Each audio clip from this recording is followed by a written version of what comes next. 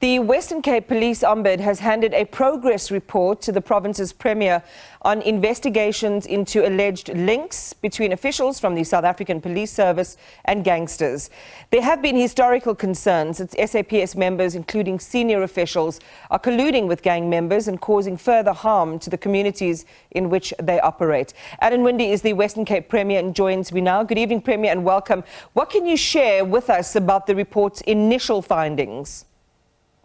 So they haven't given me detail. I asked them to give me the wherewithal if they go and study that finding from the judge, which was really a damning finding. When a judge this was a bail application, but when a judge in a bail application, this is Judge Tulare, says that gangs, and mentions the 28 gang and says not only infiltrated junior police officers, but sits right at the table with the police commissioner here in the province, where they determine plans for fighting crime.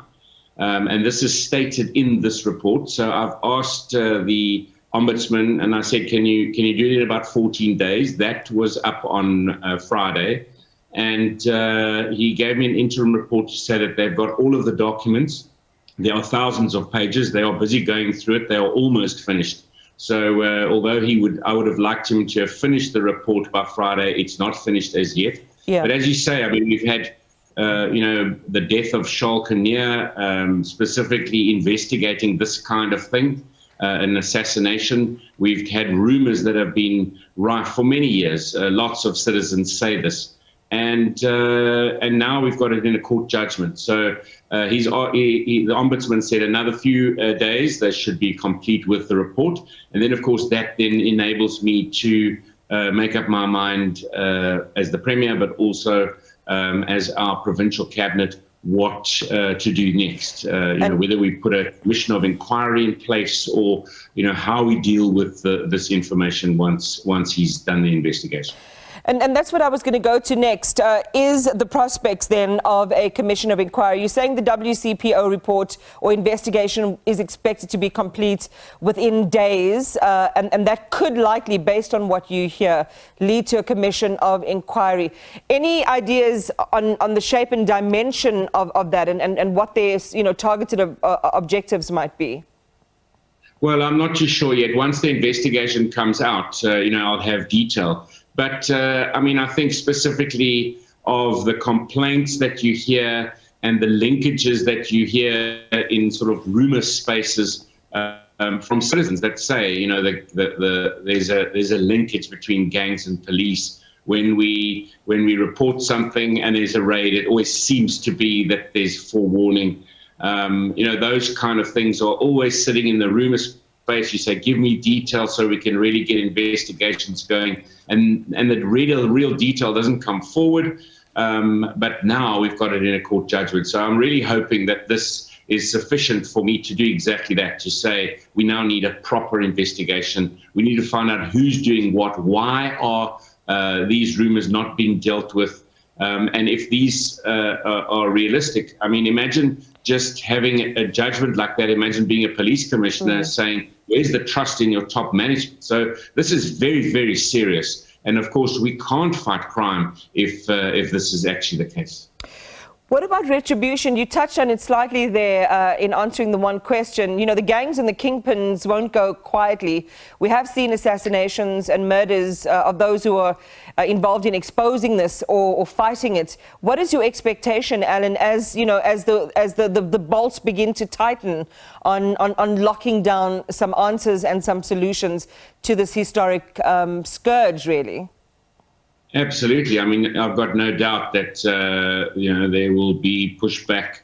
This is if I think about from the gangs to extortion to the murder that takes place, the value of the drugs. You just see the value of the drugs that gets confiscated, that is found, and one wonders then, what's the total value of this market? And of course, because of that, it's this major underworld that's driven. I've got no doubt that when you start really investigating, there's going to be a lot of pressure in the system. But that can't be a deterrent, that makes you have to have more zeal in saying we've got to go in there and sort this out. Right, so toe in the water with this initial report, a prospect of a commission of inquiry. This is really, territory, as you say, that is incredibly lucrative, incredibly violent and dangerous.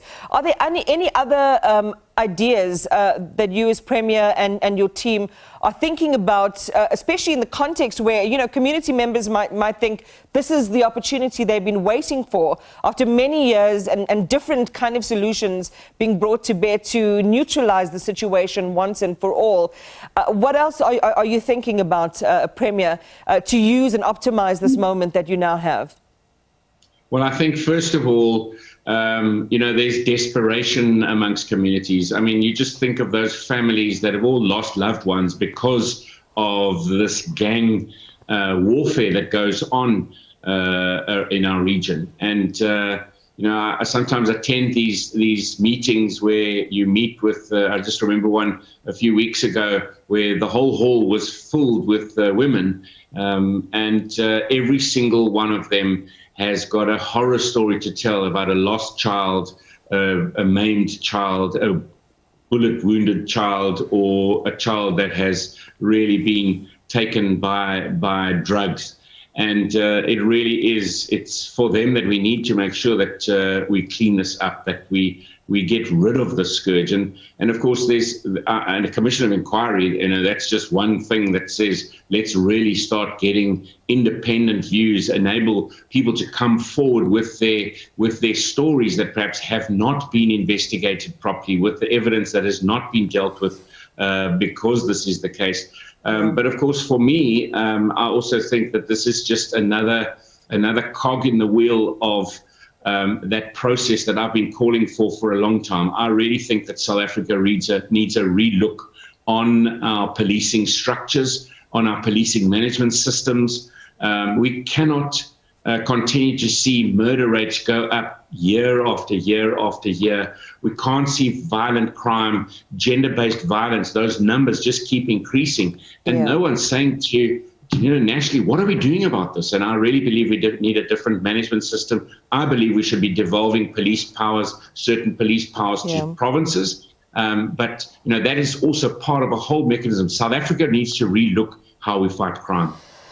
Well, the rest of the country is certainly going to be looking at developments in the Western Cape, Premier, as you think about the generational rooting around gangs, crime and drugs. It's an adventitious root system, if you will, that's got so many tentacles across such a wide territory. And so what happens in your neck of the woods in South Africa is really going to give a signal, really, for what other drug and gang-infested communities are able to do in rooting out the scourge of drug and crime. But thank you for talking to us tonight.